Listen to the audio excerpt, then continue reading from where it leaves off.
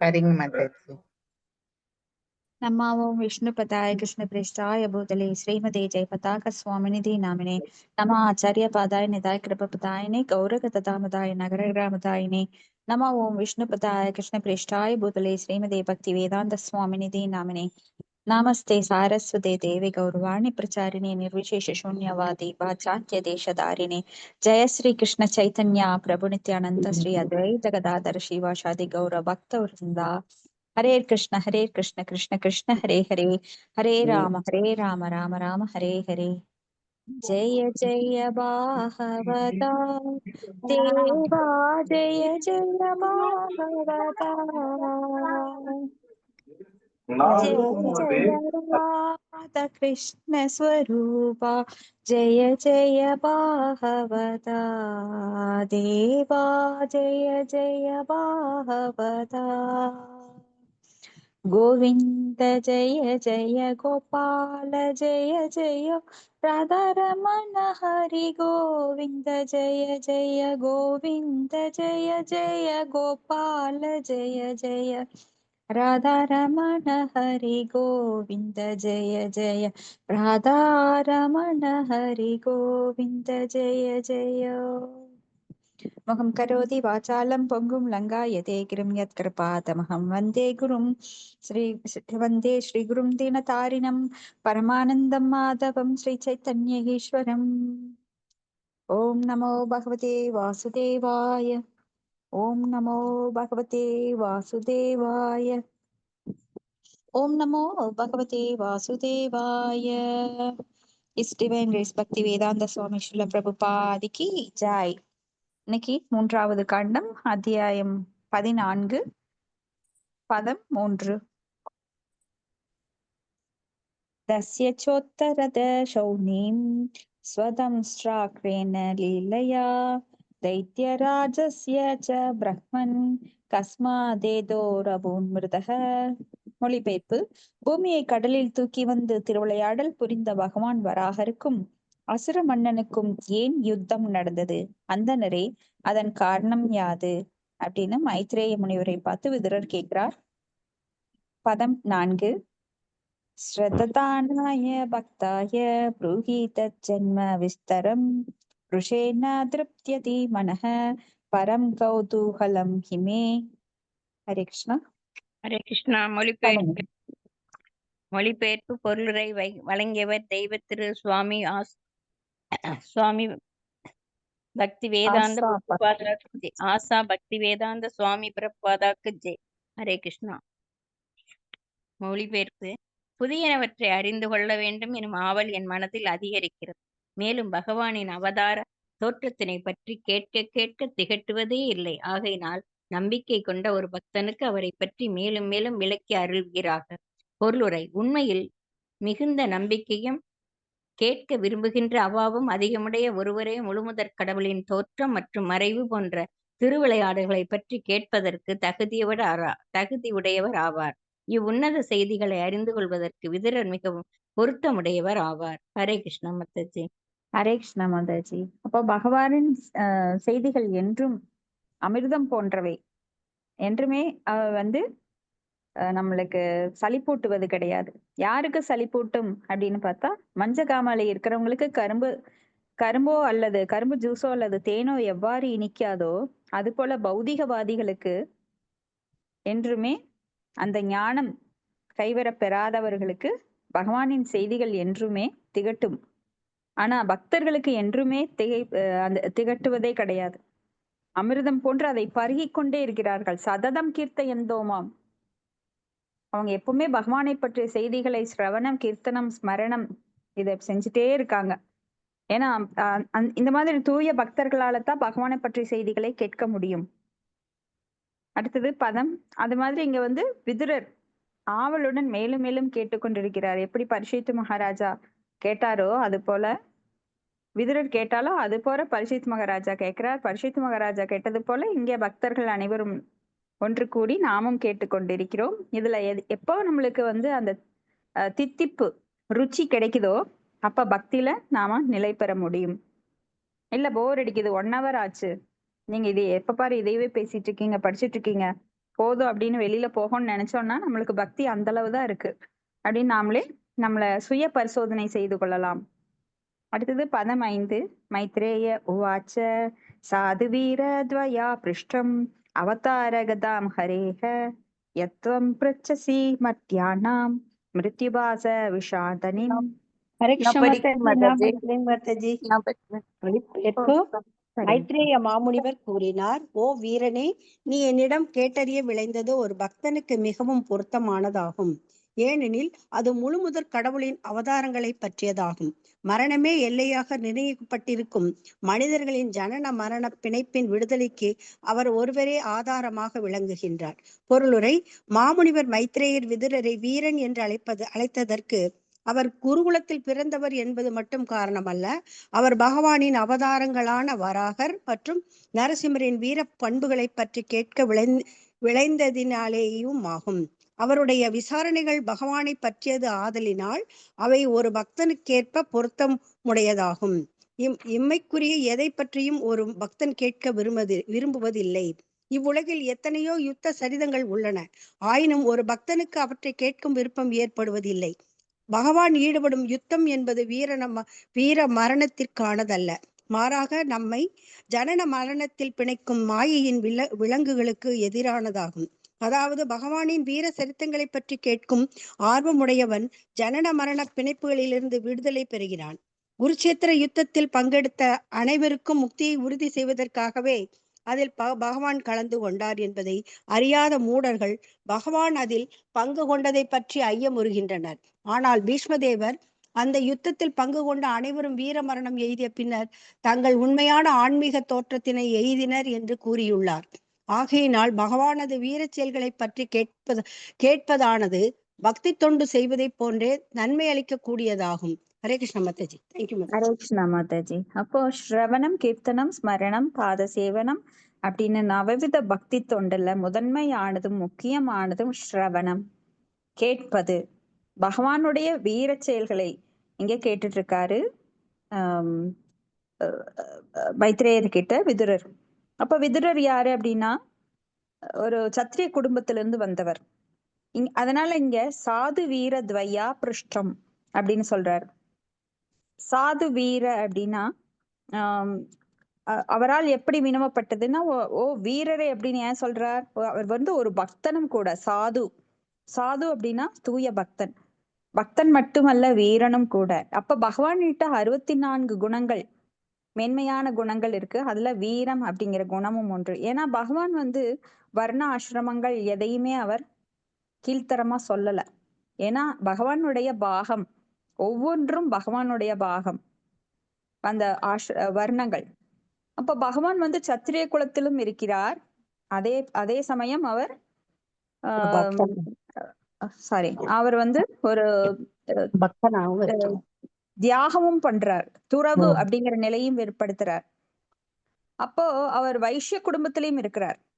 அவர் வளர்ந்தது வைஷ்ய குடும்பத்துல, பிறந்ததோ சத்திரிய குடும்பத்துல. சோ பகவான் வந்து சில யாகம் நடத்தும் போது, யுதிஷ்டர் யாகம் நடத்தும் போது அங்க எந்த சேவை செய்கிறாருன்னு பாருங்க. அதுல அவரோட துறவு வெளிப்படுது.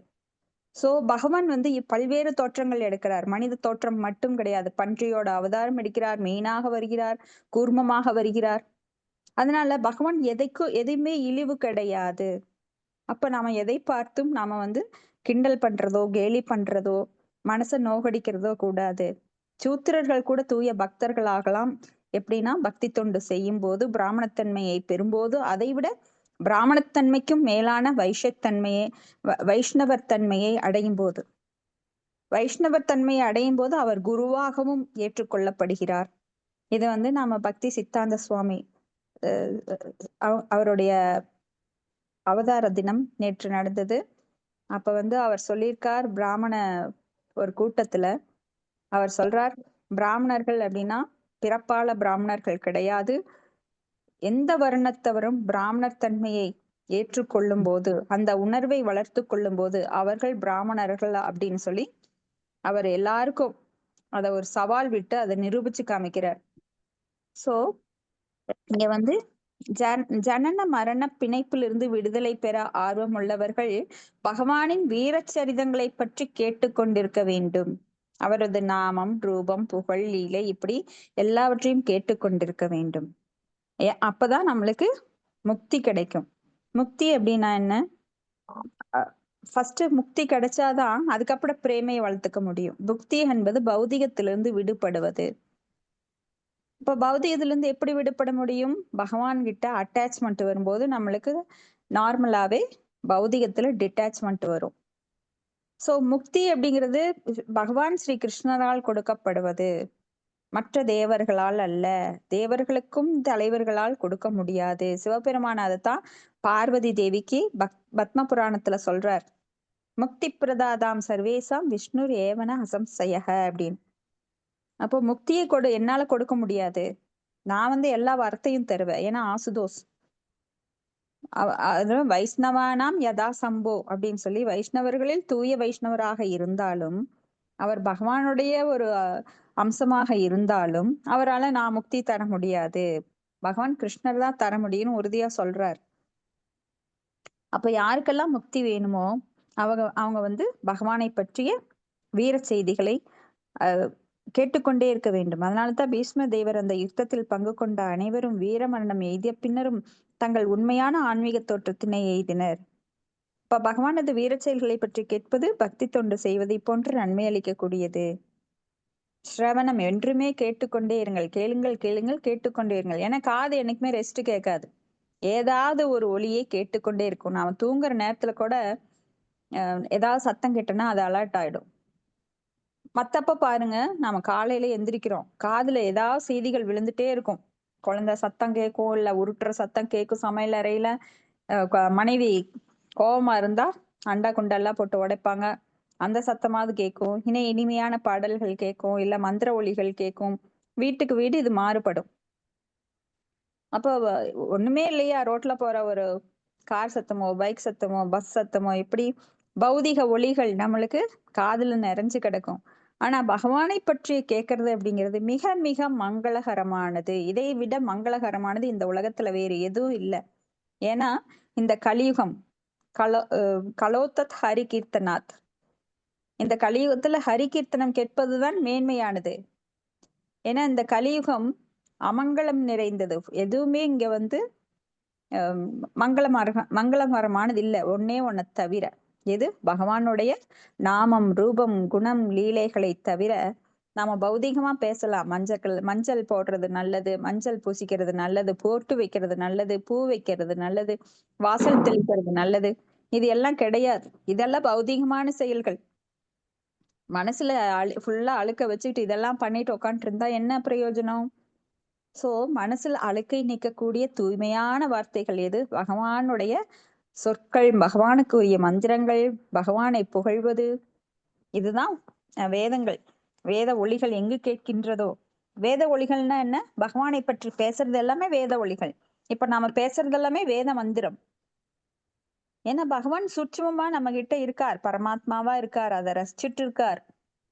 அதனால நம்மளுக்கு ஆத்ம இன்பம் கிடைக்குது. ஏன்னா நம்ம ஆத்மாக்குள்ள இருக்கிற முக்கியமான பரமாத்மாவை நாம் திருப்திப்படுத்துறோம். அதனால நம்ம ஆத்மாக்கு கிட்ட இருக்கிற நம்ம ஆத்மாக்கு, ஏன்னா பரமாத்மா பக்கத்துல ஆத்மா குடி இருக்குது. அப்போ பரமாத்மாவுக்கு இன்பம் அளிக்கும் போது அந்த பரமாத்மாவனால பக்கத்துல இருக்கிற ஆத்மாவான நமக்கும் ஆத்ம இன்பம் கிடைக்கின்றது. பரேஷ அனுபவ, அந்த அனுபவம் பெற்றவர்களுக்கு மட்டும்தான் தெரியும். அப்போ பௌதிகவாதிகள் அதை உணர முடியாது. ஸ்லோகம் 6. யயோத்தான பத புத்ரோ முனினா கீதயார்பக மிருத்யோ கிருத்தைவ மூர்த்னே அங்கிரீம் ஆருரோக ஹரே பதம். நான் போயிட்டு மாதாஜி படிங்க.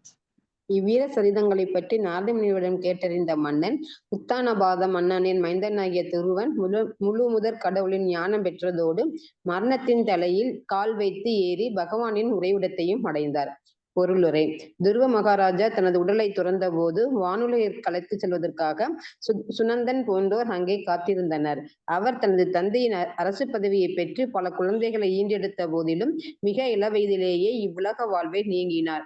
இவ்வுலகை அவர் நீங்க வேண்டியதிருந்ததினால் மரணம் அவருக்காக காத்து கொண்டிருந்தது. ஆனால் அவர் மரணத்தை பற்றி கவலைப்படவே இல்லை. அவர் நாரத முனிவருடன் தொடர்பு கொண்டு பகவானின் திருவிளையாடல்களை பற்றி கேட்டறிந்த காரணத்தினால் தன்னுடைய உடலோடு ஆன்மீக விமானத்தில் ஏறி பகவானின் உறைவிடத்தை நேரடியாக அடைந்தார். ஹரே ஹரே கிருஷ்ணா. கிருஷ்ணா. இப்போ பகவானோட சரிதத்தை பற்றி நாரத முனியிடம் கேட்டறிந்த மன்னர் உத்தானபாதனின் மைந்தன் துருவ மகாராஜ். இப்ப துருவ மகாராஜா இளம் வயதிலேயே அந்த பக்தியை எடுத்தார். யாராரு? பிரகலாத் மகாராஜா, துருவ மகாராஜா போன்ற மேன்மையான பக்தர்கள். அப்போ இது இது அந்த யுகத்துல மட்டும் நடக்கல, இந்த யுகத்திலயும் நடந்தது. இப்ப மகாராஷ்டிரால எல்லாம் பாத்தீங்கன்னா நிறைய பக்தர்கள், பாண்டுரங்க பக்தர்கள், அந்த மாதிரி இருக்கிறவங்க எல்லாருமே பகவான் கிட்ட உடலோட போயிருக்காங்க. இந்த உடலை கொண்டு செல்லுவதுங்கிறது மிகவும் அரிதானது. யாருமே உடலை கொண்டு மேல் உலகம் போக முடியாது. உடல் இங்க விட்டுட்டு தான் போவோம். அப்போ நம்ம நிறைய சரிதங்கள் படிச்சிருக்கிறோம். நாமதேவர், துக்காராம், இவங்கெல்லாம் பகவானிடம் எப்பொழுதும் பகவானிடம் பக்தி தொண்டு செஞ்சவங்க, எப்பொழுதும் பகவானோட கீர்த்தனையில ஈடுபட்டவங்க. நிறைய பாசுரங்கள் அவங்களோட அபங்கங்கள்னு சொல்லப்படுவாங்க. அதெல்லாம் இன்னைக்கும் மகாராஷ்டிர மக்கள் பாடிட்டு இருக்காங்க, கீர்த்தன் பண்ணிட்டு இருக்காங்க. அவர்கள் பாடி வச்சதெல்லாம். இத்தனைக்கும் அவங்க எல்லாம் படிப்பறிவு இல்லாதவர்கள். ஆனாலும் பகவானிடம் அதிகமான பற்று கொண்டு அவங்க எப்பவுமே பகவானுடைய உன்னத நாமத்தை ஒலித்து கொண்டே இருப்பார்கள். பகவானின் உன்னத நாமம் ஒன்றே இந்த பௌதிக உலகில் மங்களத்தை தரக்கூடியது, தூய்மையை தரக்கூடியது. மற்றது எல்லாமே அமல புராணம். அதனாலதான் சொல்லப்படுது பகவானுடைய நாமங்கள் மங்களகரமானது. ஆனா மற்றதெல்லாமே தோஷம் மிகுந்தது. மற்ற ஒளிகள் என்னென்ன நாம கேட்கிறோமோ, டமார் டுமார்னு இந்த மேற்கத்திய இசைகள் எல்லாம் நீங்க கேட்டீங்கன்னா தலையை பொழந்துரும், தலைவலி வரும். கொஞ்ச நேரம் கேட்டா கொஞ்சம் நிறுத்துறியா அப்படின்னு. ஆனா யங்ஸ்டர்ஸ் எல்லாம் என்ன பண்ணுவாங்க, வீட்டுக்குள்ள பயங்கரமா சத்தம் வச்சுக்கிட்டு, காருக்குள்ள பாத்தீங்கன்னா பயங்கரமா சத்தம் வச்சுட்டு போவாங்க. அதுல ஒரு பக்தர் உட்காரவே முடியாது. தயவு செஞ்சு நிறுத்துன்னு அவங்க கிட்ட கெஞ்சினா கூட அவங்க கேட்க மாட்டாங்க. ஏன்னா நம்மளுக்கு பகவானுடைய ஒளி ஒன்றே பழகிருச்சு. அதுல இருக்கிற இனிமை அதுல காணவே முடியாது.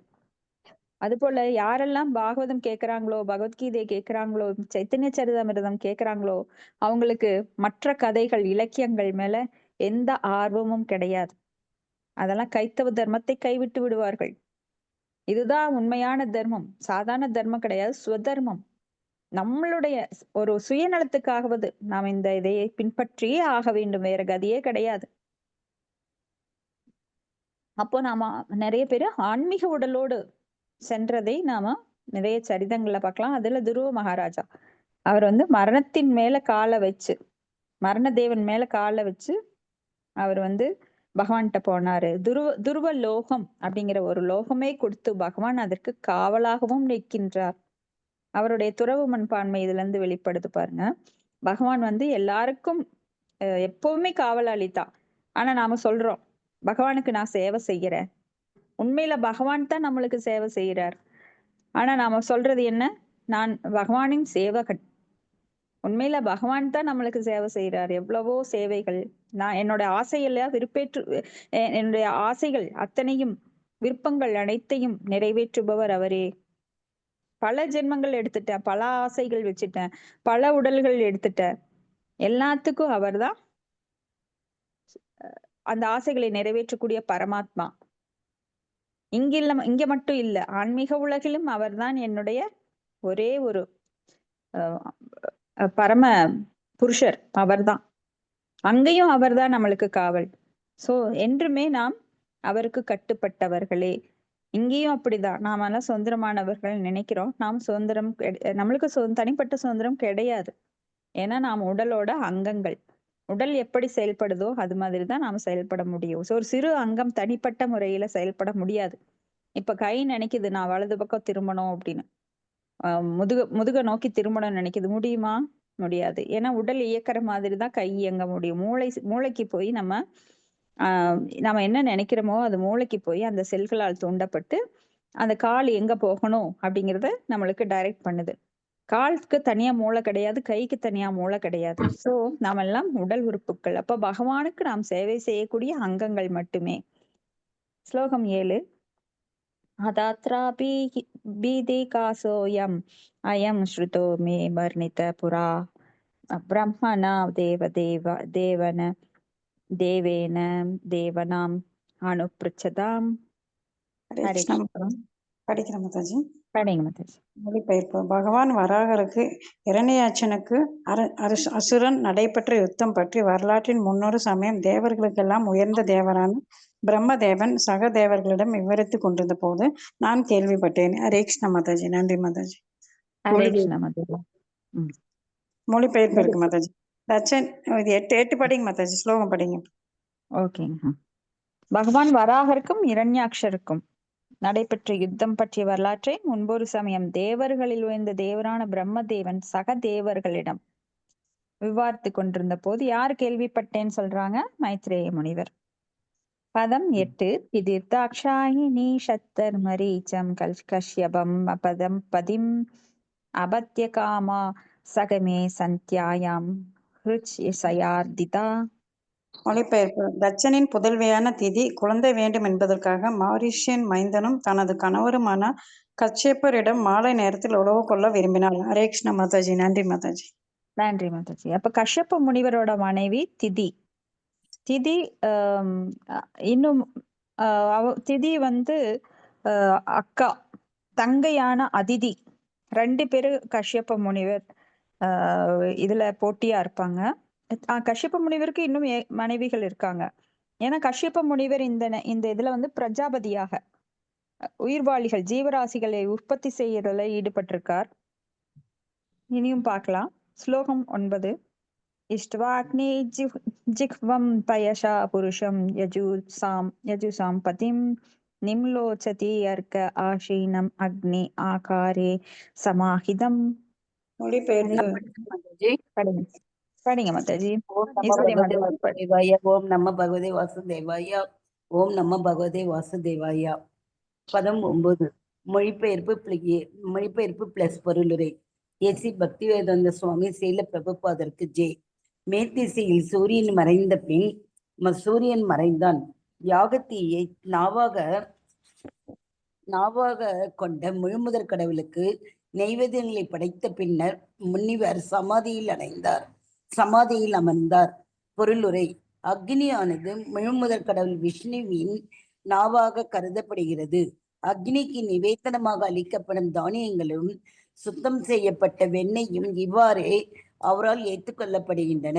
இதுவே விஷ்ணுவை தலைவராக கொண்ட அனைத்து வேள்விகளின் விதியாகும். அதாவது பகவான் விஷ்ணுவின் திருப்தியானது அனைத்து தேவர்கள் மற்றும் ஏனைய உயிர்களின் மகிழ்ச்சினையும் உள்ளடங்கியதாகும். ஹரே கிருஷ்ண மாதாஜி. தேங்க்யூ. ஹரே கிருஷ்ணா. தேங்க்யூ மாதாஜி. அப்போ நாம கர்மயோகம் 3வது அத்தியாயம் பகவத்கீதையில பாக்குறோம். யக்ஞார்த்த கர்மனோ அந்யத்ர லோகோயம் கர்ம பந்தன அப்படின்னு யக்ஞங்கள் செய்யப்பட வேண்டும். யக்ஞம் யாகம் தவம் இது எப்பவுமே நிறுத்தப்படக்கூடாது அப்படின்னு நம்ம பாக்குறோம். அப்ப யக்ஞங்கள் செய்யும் போது எப்படி அக்னி தேவன் யக்ஞ பொருட்களை கொண்டு போய் பகவான் விஷ்ணுக்கு அர்ப்பணிக்கின்றார். அப்ப பகவான் விஷ்ணு திருப்தி அடைகிறார். அவர் திருப்தி அடையும் போது ஏனைய உயிர்வாள்களும் திருப்தி அடைந்து மகிழ்ச்சி அடைகின்றன. அப்ப பகவானை மகிழ்ச்சி படுத்த வேண்டும். எவ்வாறு? யக்ஞத்தின் மூலமாக. இது அந்த காலங்கள்ல செய்யப்பட்டது. அக்னியின் மூலமாக யக்ஞங்கள் செய்யப்பட்டது. இப்போ நாம ஜபம் செய்வதே ஒரு யாகமாக செய்யப்படுகிறது கலியுகத்துல. சோ நாம ஜபம் செய்வதை என்றும் நிறுத்தப்படக்கூடாது. யக்ஞங்கள் என்றும் நிறுத்தப்படக்கூடாது. அவ்வாறு செய்வதன் மூலமாக நாம் பகவானை திருப்திப்படுத்துகிறோம். இப்ப காலையில எந்திரிச்சு நாம எதுக்கு நாம ஜபம் பண்றோம்? பகவானை திருப்திப்படுத்துறதுக்காக. நாம நினைக்கிறோம் இது சொல்றதன் மூலமா என் பாவம் கழியுது, இது சொல்றதன் மூலமா எனக்கு இன்னும் புண்ணியம் அதிகமா கூடுது, இதை சொல்லிட்டு நான் மறுபடியும் பாவம் பண்ணலாம், சோ பாவம் எல்லாம் கழிஞ்சிட்டு போச்சு, மறுபடியும் புதுசா பாவங்கள் பண்ணலாம். இப்படி எண்ணங்கள், தவறான எண்ணங்கள் கூடாது. நாம நாம ஜபத்தை எவ்வாறு செய்யணும்னா பகவானை திருப்திப்படுத்துற அளவுக்கு பகவான் மேல அன்பை வளர்த்து கொள்ளக்கூடிய அளவுக்கு அது பெருகிட்டே இருக்கணும். அதுதான் நாம ஜெபம். நாம ஜெபத்தை நமது சுயநலத்துக்காக செஞ்சோம் அப்படின்னா அது அந்நிய அபிலாஷித சூன்யம் கிடையாது. அது வந்து அனைத்து கர்மங்களையும் நாம மறுபடியும் இழுத்து போட்டுக்கிறோம். ஏன்னா எந்த ஒரு பிரதிபலனையும் எதிர்பார்க்காத தூய அன்பை மட்டுமே பகவான் எதிர்பார்க்கிறார். நான் நாமம் செஞ்சதுனால எனக்கு பாரு நாளைக்கு கார் கிடைக்குது, நாளைக்கு 1 கோடி கிடைக்குது, எனக்கு வீடு என் பேர்ல ரெஜிஸ்டர் ஆகுது, இந்த மாதிரி எண்ணங்கள் இருக்கவே கூடாது. என்னோட நோய் குணமாகுது, நாமத்தின் மூலமா நான் அதை சரி பண்ணிக்கிறேன், நான் வந்து அதை கிடைக்க பெறுகிறேன், அந்த மாதிரி எண்ணங்கள் வந்து அந்நிய அபிலாஷிதம் கிடையாது. அப்ப தூய பக்தி கிடையாது. தூய பக்தி தொண்டானது எதையும் எதிர்பார்க்காதது. ஏன்னா ஒரு அன்பு அப்படிங்கிறது இந்த ஜட உலகில எல்லாமே எதிர்பார்ப்புடன் கூடிய அன்பு. ஒரு நண்பனா இருந்தா எனக்கு அவன் உதவலைன்னா அவன் நண்பன் கிடையாது. ஆனா கண்டிப்பா உதவணும். எந்த எதிர்பார்ப்பும் இல்லாம உதவக்கூடிய அன்பு, எந்த ஒரு உள்நோக்கமும் அதில் இருக்கக்கூடாது. அதுதான் தூய அன்பு. ஆனா இந்த ஜட உலகத்துல எல்லார்கிட்டையும் அன்பு அப்படின்னா ஏதோ ஒரு எதிர்பார்ப்புடன் இருக்கிற கலப்படமான அன்பு. ஆனா பகவான்கிட்ட அப்படி கிடையாது. ஏன்னா பகவான் நம்மளுக்கு அப்படி தர்றாரு அன்ப. பல கோடி ஜென்மமா நாம ஏதாவது செய்யறோமா பகவானுக்கு திருப்பி? ஆனா நம்மளுக்கு என்ன குறை இருக்கு? நாம ஆசைப்பட்டதெல்லாம் நடத்துறதுக்காக அவர் பரமாத்மாவா இருந்து நம்மளுக்கு ஊழியம் பண்றார். ஆனா நான் இப்ப சாதாரணமா ஒரு பௌதிகத்துல நீங்க ஒரு பொருளை வாங்கணுமா இல்ல ஒருத்தர்கிட்ட ஏதாவது இதை எதிர்பார்க்கிறீங்களா? அவங்களுக்கு நீங்க ஏதாவது செஞ்சிருக்கணும், இல்ல பொருளை வாங்குற காசு கொடுக்கணும். ஆனா பகவான் எதை எதிர்பார்த்து நம்மளுக்கு தர்றார்? மழையை தர்றார், நம்மளுக்கு வெப்பம் தர்றார், நம்மளுக்கு குளிர்ச்சி தர்றார், பொருட்களை தருகிறார், உண்ண உணவு தருகிறார், குடிக்க நீரை தர்றாரு.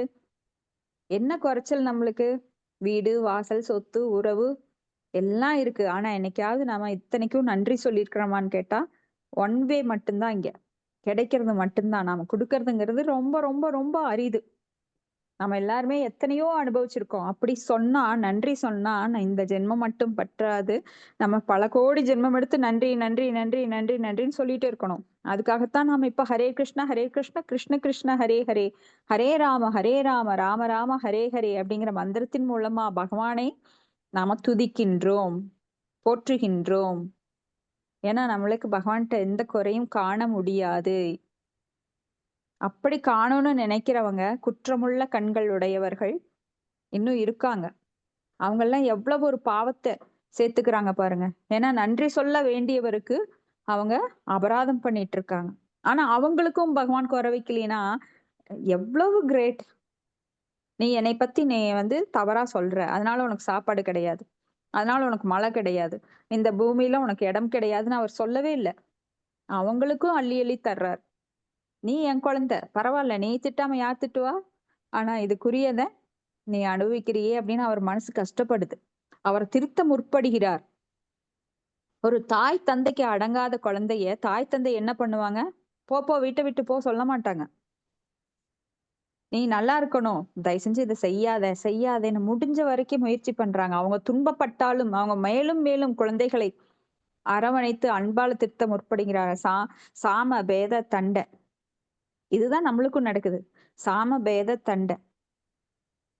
சோ முதல்ல அன்பா சொல்றார், பக்தர்கள் மூலமா சொல்றார், பகவத்கீதை மூலமா சொல்றார், பாகவதம் மூலமா சொல்றார்.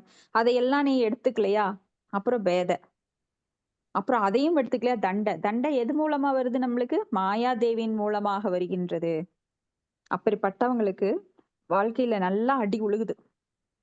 எப்போ? இந்த ஜென்மத்துல கிடையாது, பல ஜென்மங்கள் கடந்து இன்னும் நீ என்னை புரிஞ்சுக்கலையா? இன்னும் எங்கிட்ட வர முற்படலையா? இன்னும் இந்த உலகத்துல நீ துன்பங்களை அனுபவிச்சுட்டு இருக்கிற, நீ சொன்னா கேட்க மாட்டியா? ஜெயில இருந்து வெளியில வர மாட்டியா? ஜெயிலுக்குள்ள எத்தனை தண்டனையை அனுபவிக்க போற அப்படின்னு சொல்லி மேலும் அடிக்கிறாங்க. ஒரு கைதி திருந்தலைன்னா என்ன பண்றாங்க? நல்லா போட்டு அடிச்சு திருத்த முற்படுகிறார்கள் ஜெயிலர்கள். அது மாதிரி மாயாதேவி நம்ம இந்த பௌதிக ஜெயில அடைஞ்சிட்டு இருக்கோம். நாம திருந்தல அப்படின்னா கடைசியில தண்டை. அப்ப நிறைய பேருக்கு துன்பம் வர்றப்பதான் பகவான திரும்பி பாக்குறாங்கன்னா, ஏன்னா நார்மலா சொல்லி நாம திருந்தல, எத்தனையோ அடி விழுந்து அப்போ ஆர்த்தோ அர்த்தாச்சு ஜிக்ஞாசு ஞானிச்ச பரந்தபன்னு துயருறுபவர்கள் நிறைய பேர் வர்றாங்க, பகவானை திரும்பி பாக்குறாங்க. எனக்கு ஏன் இப்படி துன்பம், நான் என்ன பண்ணினேன், எதுக்காக இந்த தண்டனை அப்படின்னு சொல்லி திரும்பி பாக்குறாங்க. அடுத்தது ஸ்லோகம் 10. திதிர் உவாச்ச ஏஷமாம் தத்கிருதே வித்வன் காம ஆத்த சராசனः துனோதி தீனாம் விக்ரம்ய ரம்பாமிவ மதங்கஜः. ஹரே கிருஷ்ண ஹரே மாதாஜி. படிக்கிறேன் படிங்க. மாதாஜி.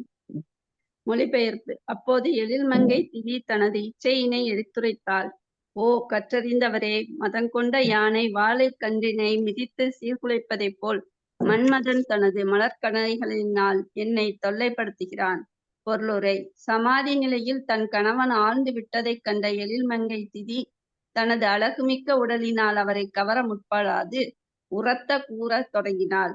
சிறிய வாழைக்கன்று மதங்கொண்ட யானைகளின் கால்களில் சிக்குண்டு வருந்துவதைப் போல தனது கணவன் அருகில் இருந்த காரணத்தினால் அவள் உடல் முழுவதும் காமத்தால் வருந்துவதாக அவள் வெளிப்படையாக கூறினாள். தன்னுடைய கணவன் நிஷ்டையில் ஆழ்ந்திருக்கும் பொழுது அதற்கு இடையூறு செய்யும் இயற்கை வாய்ந்தவள் அல்ல திதி. கொழுந்து விட்டெறியும் காமத்தீயினை அவளால் அணைக்க முடியாமல் போனதே அவளது விரகதாபத்துக்கு காரணமாகும். அவளது காம இச்சை மதம் கொண்ட யானையினைப் போல் வலிமை மிக்கதாக இருந்ததினால் அவளை திருப்திப்படுத்தி பாதுகாக்க வேண்டியது கணவனின் முக்கிய கடமை ஆகியது. ஹரே கிருஷ்ணா. தேங்க்யூ மாதாஜி. ஹரே கிருஷ்ணா. தேங்க்யூ மாதாஜி. இப்போ இந்த ஜட உலகமானது எவ்வாறு இயங்கிக் கொண்டிருக்குது அப்படின்னு பார்த்தா, ஆண் பெண் இருவருக்கும் இடையில கவர்ச்சியில இந்த உலகமே அடிப்படை கொள்கையா இருக்கு. இதுதான் இதயங்களை, ஆண் பெண் இதயங்களை இணைத்து அதுக்கப்புறம் குடும்பம், ஆஸ்தி, குழந்தை, குட்டி, செல்வம் அப்படின்னு அதையெல்லாம் கவர்ச்சி உண்டாக்குது. அப்புறம் ஒருத்தன் பிறப்பு இறப்பு அப்படிங்கிற சிக்கல்ல சிக்கி அந்த மோகத்தை அதிகரிச்சுட்டு நான் எனது அப்படின்ற ரீதியில போயிட்டே இருக்கு இந்த உலகம். பும்சஸ்திரியா மிதுனி பாவம் ஏதம் தயோர்மிதோ ஹிருதய கிரந்தி ஆகு அதோகிருஹதோத்ர கோத்ர சூதாப்த வித்தை ஜனஸ்ய மோகோ அயம் அகம் மமேதி அப்படின்னு. அகம் மமேதி என்னுடையது, நான் அப்படிங்கிற பற்றுதல். ஒரு குடும்பம்னு வர்றப்ப இது எல்லாமே வந்துடுதோ. அப்போ இதுல பெண்கள் அப்படின்னா ஆண்களை விட பல மடங்கு காமம் அதிகம் உள்ளவர்கள். அப்ப இங்க திதி அந்த காம வசப்படுறான். ஏன் அப்படிங்கறதுக்கு காரணம் பின்னாடி வரும். ஸ்லோகம் 11. தத் பவான் தஹ்யமானாயாம் சபத்னீம் சம்ருத்திபிஹி பிரஜாபதீனாம் பத்ரம் தே மை ஆயுங் தாம் அனுகிரகம். ஹரே கிருஷ்ணா. ஆகையினால் உமது முழு கருணையினையும் என் மீது வைப்பதன் மூலம் என்னிடம் அன்புடன் நடந்து கொள்கிறார்கள். எனது சக கிளத்திகளின் வளத்தினை காண நான் துன்புறுகிறேன். எனக்கும் மலை செல்வம் வேண்டுமென்று விரும்புகிறேன். இதனை நிறைவேற்றுவதன் மூலம் நீரும் மகிழ்ச்சி அடையலாம். பொருளுரை. பகவத்கீதை சந்ததி அபிவிருத்திக்காக மேற்கொள்ளப்படும் உடலுறவை அங்கீகரிக்கிறது. புலன் இன்பத்திற்காக ஒருவன் உடலுறவில் ஈடுபடுவது முறையற்றதாகும். திதி தன் கணவனிடம் வேண்டும் பாலுறவு காம இச்சையின் வசப்பட்டதன்று, மாறாக குழந்தை வேண்டும் என்னும் விருப்பமே அதற்கு காரணமாகும். தனக்கு குழந்தை இல்லாததினால் தனது சக கிளத்திகளை விட தன்னை அவள் தாழ்வாக கருதி கொண்டாள். ஆகையினால் தனது மனைவியின் முறையான விருப்பத்தினை நிறைவேற்றுவது கச்சியபரின் கடமை ஆகிறது. ஹரே கிருஷ்ணா மாதாஜி. ஹரே கிருஷ்ணா. தேங்க்யூ மாதாஜி.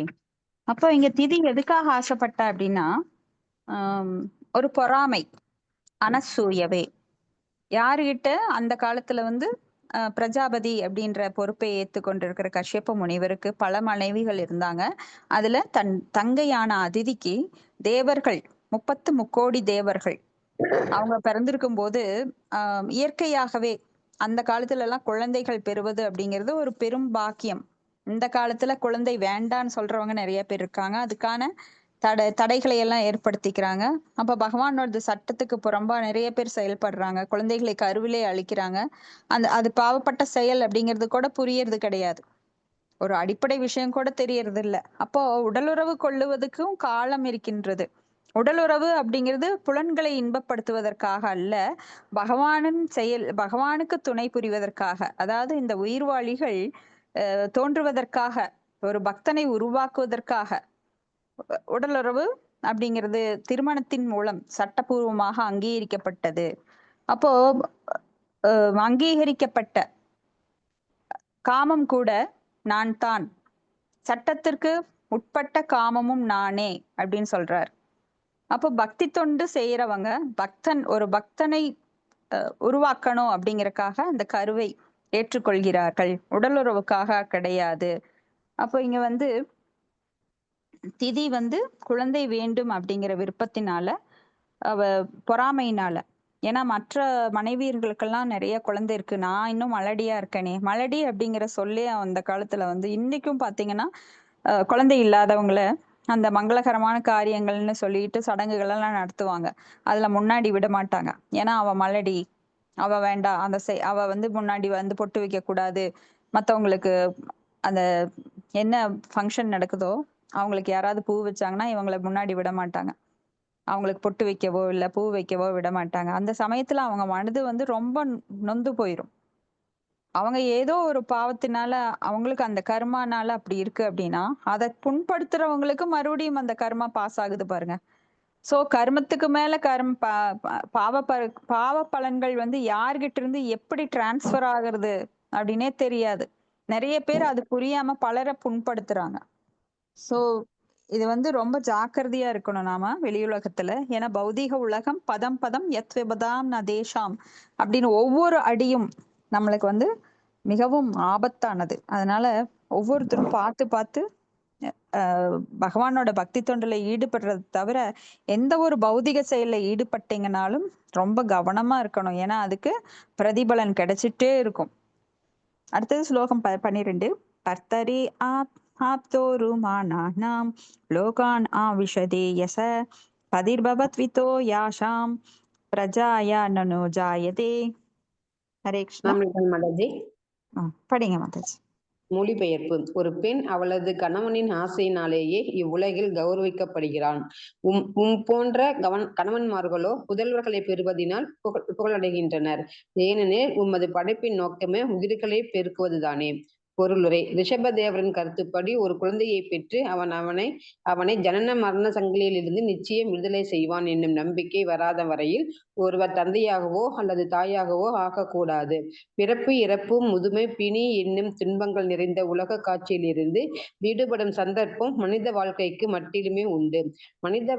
மனித வடிவு பெற்ற வாழ்க்கையினை நன்கு பயன்படுத்தி கொள்ள வேண்டும் என்னும் சந்தர்ப்பம் ஒவ்வொரு மனிதனுக்கும் வழங்கப்பட வேண்டும்.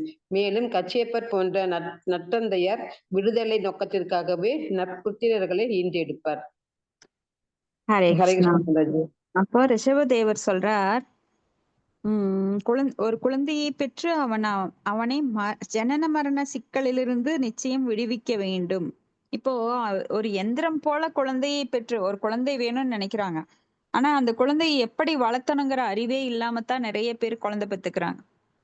குழந்தை தான் மலடி அல்ல அப்படிங்கறதுக்கு பெற்பது ஒரு வீர செயல் கிடையாது, உன்னதமான செயல் கிடையாது.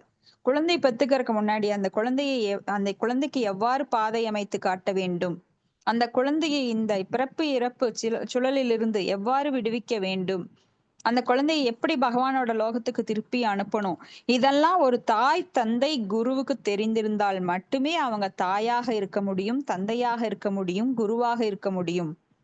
ஏதோ பெத்துக்கிட்டேன், இந்த உடலை காப்பாத்துறதுக்காக மெஷின் மாதிரி அவனுக்கு பௌதிக கல்வியை கொடுத்துட்டேன், சோ நான் பெரிய தந்தை, நான் அவனை டாக்டர் ஆக்கிட்டேன், என்ஜினியர் ஆக்கிட்டேன், IAS ஆபீசர் ஆக்கிட்டேன். ஆனா ஒரு இலவும் தெரியாது.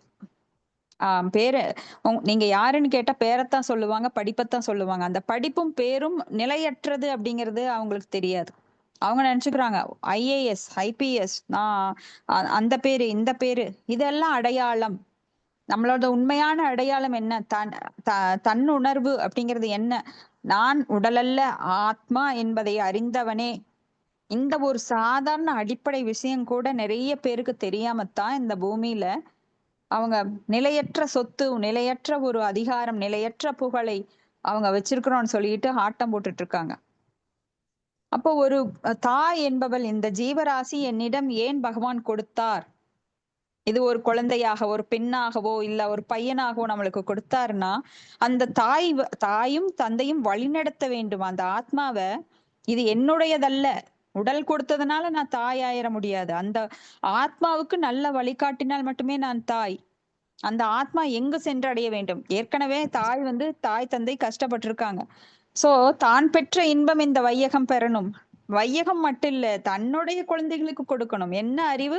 ஆன்மீக அறிவை புகட்ட வேண்டும். அதுதான் நம்மளோட வேத கல்வி அன்று சொல்லியது. இன்னைக்கு ஆங்கிலேயர்கள் கொடுத்த அந்த ஜடக்கல்வி அப்படிங்கிறது ரொம்ப ரொம்ப ரொம்ப கீழ்த்தரமானது. ஏன்னா அடிப்படை விஷயங்களை கூட சொல்லி தரதில்ல. ஒரு ஒழுக்கம், அன்னைக்கு நேத்து நாம பேசணும், ஸ்கூல்ல இந்த மாதிரி ஒரு காரியம் நடந்திருக்கு. ஆனா ஏன் நடக்குது? அவங்களுக்கு ஏதோ அடிப்படை நல்ல ஒழுக்கங்களை சொல்லி தரல.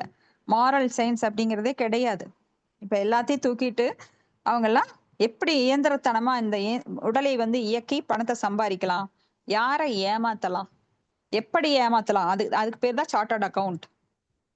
என்ஜினியரிங் அப்படின்னா எந்த கலப்படங்களை எல்லாம் பண்ணி நீ பில்டிங் கட்டி பாலம் கட்டி அதை விழுக வச்சு நீ சம்பாதிக்கலாம். இப்படித்தான் போகுது.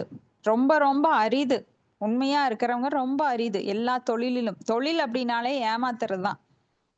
எப்படி இன்கம் டேக்ஸ் ஏமாத்தலாம், எப்படி எப்படி செஞ்சா நாம சம்பாதிக்க முடியும், எப்படி அதைத்தான் இன்னைக்கு கத்துட்டு இருக்கிறோம். ஆங்கில கல்வி, நம்ம வேத கல்வி முறை, நாலந்தா பல்கலைக்கழகம், அஜந்தா பல்கலைக்கழகம் எல்லாத்தையும் அழிச்சிட்டு நாம எப்படி இந்த ஆத்மாவை கடைந்தேற்றுவது, இந்த ஜட உலகில் இருந்து நம்ம எவ்வாறு விடுவிக்குவது, இது ஜெயிலுக்குள்ள இருந்து எப்படி வெளியில போறதுங்கிறத யாரும் சொல்லித்தர முடியாது. வேதங்கள் மட்டும்தான் சொல்லித்தர முடியும். அந்த வேத கல்வியை அழிச்சிட்டாங்க.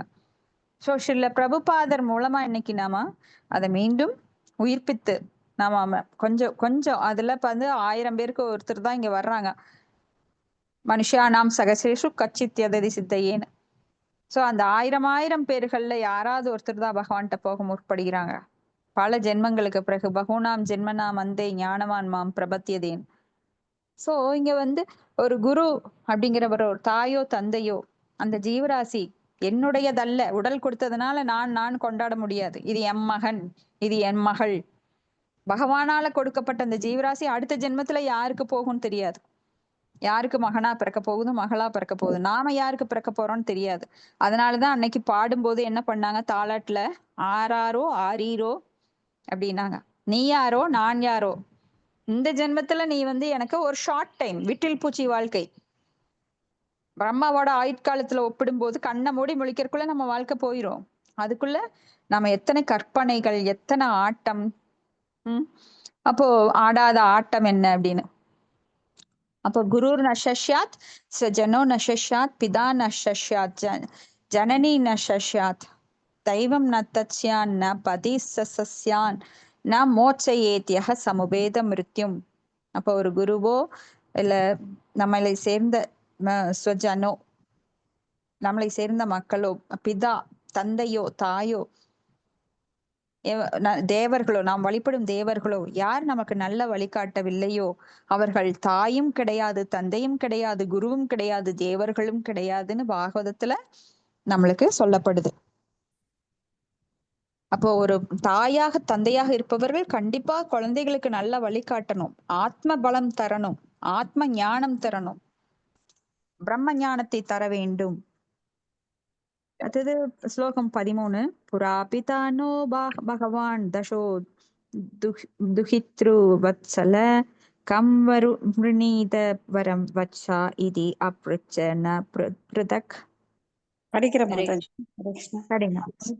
மிகுந்த செல்வம் உடையவரும் தனது புதல்விகளிடம் மிக்க அன்புடையவருமான எனது தந்தை தர்ஷன் நீண்ட நாட்களுக்கு முன்னர் எங்களிடம் தனியே யாரை நீங்கள் உங்கள் கணவராக வரிக்கப் போகிறீர்கள் என்று கேட்டார். பொருளுரை இதிலிருந்து ஒருத்தி தொடர்போ உறவோ கொள்ளாமல் சுதந்திரமான தனது விருப்பத்திற்கேற்றாற்போல் தேர்ந்தெடுத்து கொள்ளுமாறு உரிமை தந்தையினால் அவளுக்கு வழங்கப்படுகிறது என்று தெரிகிறது. ஒருவனுக்கு புகழும் செயலுக்கு ஏற்றாற்போல் ஒருவனை கணவனாக தேர்ந்தெடுத்து தனிப்பட்ட முறையில் தன் தந்தையிடம் தெரியப்படுத்த வேண்டும் என்று புதல்வியர் கேட்டுக்கொள்ளப்பட்டனர். அவர்களது விளைவு சரிதானா என்று தீர்மானிக்கும் உரிமை தந்தையிடமே இருக்கிறது. ஹரே கிருஷ்ணா மாதாஜி. நன்றி மாதாஜி. நன்றி மாதாஜி. அப்போ புராணங்கள்லயே சொல்லப்படுது, அந்த காலத்திலேயே வந்து பெண்களுக்கு கணவனை தேர்ந்தெடுக்கும் உரிமை இருந்திருக்கு. ஆனா அத வந்து கடைசியில ஃபில்டர் பண்றது யாரு அப்படின்னா தந்தை. ஏன்னா தந்தைக்கு வந்து அனுபவம் இருக்கு. இப்ப இந்த காலத்துல நிறைய பேர் பொண்ணுங்க வந்து நான் அவனை லவ் பண்றேன் இவனை லவ் பண்றேன்னு கூட்டிட்டு வர்றாங்க. ஆனா பிடிவாதமா தந்தையோட சொல் வேண்டான்னு சொன்னா அவங்க கேட்கறது கிடையாது. பிடிவாதமா கட்டிட்டு பின்னாடி சிரமப்படுறாங்க. ஏன்னா அவன் ஒரு அயோக்கியன். அவங்க எல்லாம் அந்த காலத்துல விசாரிப்பாங்க. அவனுடைய சொத்து என்ன, அவனுடைய நேர்மை என்ன, குணம் என்ன, இதெல்லாம் வந்து விசாரிச்சு அப்புறம் கட்டுவாங்க. ஆனா இப்பெல்லாம் இப்போ பொண்ணு உடல் கவர்ச்சி, அந்த மிதுனி பாவம், அந்த உடல் கவர்ச்சியில தான் அவங்க செயல்படுறாங்களே தவிர அவங்களுடைய குணநலன்களுக்கு ஏற்ற அதெல்லாம் அவங்க செக் பண்றதே கிடையாது. ஏன்னா ஐ லவ் யூன்னு சொல்லிட்டாலே போறோம், பொண்ணுங்க வாங்கிடுறாங்க. அடுத்தது ஸ்லோகம் 14. சவிதிவாத்மஜானாம் நோ பாவம் சந்தான பாவனஹ திரையோதசாததாத் தாசாம் யாஸ்தே சீலம் அனுவிருத. ஹரே கிருஷ்ணா. மொழிபெயர்ப்பு. எங்களது நலத்தில் மிகுந்த அக்கறையுட எங்கள் தந்தை தக்ஷன் எங்கள் எண்ணங்களை புரிந்து கொண்டு தமது 13 புதல்விகளையும் உமக்கு மணமுடித்து கொடுத்தார். அன்றிலிருந்து நாங்கள் அனைவரும் உம்மிடம் முழு நம்பிக்கை உடையவர்களாக இருக்கிறோம். பொருளுரை. பொதுவாக பெண்கள் தங்கள் எண்ணத்தை தமது தந்தையிடம் கூறுவதற்கு கூச்சப்படுவர். ஆயினும் அத்தந்தை புதல்வெளியின் எண்ணத்தை அவர்கள் வெளிப்படையாகவும் மிகுந்த உரிமையுடனும் பழகும் அவர்களது பாட்டி போன்றவர்களின் வாயிலாக அறிந்து ஏற்றுக்கொள்கின்றனர். தக்ஷனும் தமது புதல்வியரின் எண்ணத்தை புரிந்து கொண்டு 13 புதல்விகளை கச்சியப்ப முனிவருக்கு மணமுடித்து கொடுத்தார். திதியின் சகோதரிகள் அனைவருக்குமே குழந்தைகள் இருந்தனர். ஆகையினால் அவளும் தன் கணவரிடம் அவர்களைப் போன்றே நம்பிக்கையுடையவர் ஆதலினால் அவள் மட்டும் ஏன் குழந்தை இல்லாமல் இருக்க வேண்டும்? ஹரே கிருஷ்ணா மாதாஜி. ஹரே கிருஷ்ணா மாதாஜி. இப்போ திதிக்கு வந்து ரொம்ப மன சோர்வாயிடுச்சு. அந்த இன்ஃபீரியாரிட்டி அப்படின்னு சொல்லுவாங்க. தன்னைத்தானே ஒரு கீழே எப்பவுமே மனம் பரம் காரணம். மனம் வந்து நம்மளை உயர்வாகவும் நினைக்க கூடாது, தாழ்வாகவும் நினைக்க கூடாது. ஆனா இங்க திதி வந்து தன்னை தாழ்வா நினைக்கிறா. ஏன்னா மற்ற சகோதரிகள் ஒரே தஷனோட 13 பெண் குழந்தைகளையும் இங்க கஷ்யப்பர் வந்து மனம் முடிச்சிருக்கார். அப்ப கஷ்யப்பரோட மற்ற மனைவிகளுக்கெல்லாம் சகோதரிகளுக்கெல்லாம் குழந்தை இருக்கும்போது தனக்கு மட்டும் இல்லையே அப்படின்னு ஒரு பெண்ணுக்கு இயற்கையான சுபாவம் தான் அது. ஏன்னா எல்லாருக்குமே இருக்கிற ஒண்ணு தனக்கு இல்லைங்கும் போது அவளுக்கு தாழ்வு மனப்பான்மை, பொறாமை இதெல்லாம் நேச்சுரலாவே இருக்கும். அதுதான் இங்க அவங்க வெளிப்படுத்துறாங்க. திதி எனக்கு மட்டும் ஏன் குழந்தை இல்லை அப்படின்னு. அன்னைக்கெல்லாம் இன்னைக்கும் கூட ஒரு பெண் வந்து ஏதாவது வேணும் அப்படின்னா அவங்க முதல்ல அப்ரோச் பண்றது தந்தையிடம் போய் கேட்க மாட்டாங்க. ஏன்னா பெண் குழந்தைகள் தந்தை தாயிடம் ரொம்ப க்ளோஸா இருப்பாங்க. அது போல இவங்க வந்து தன் தாயின் மூலமாக தந்தையிட்ட அவங்க கேக்குறாங்க. ஹரே கிருஷ்ணா மாதாஜி. இதோட முடிச்சுக்கலாம். இதுல ஏதாவது மாதாஜி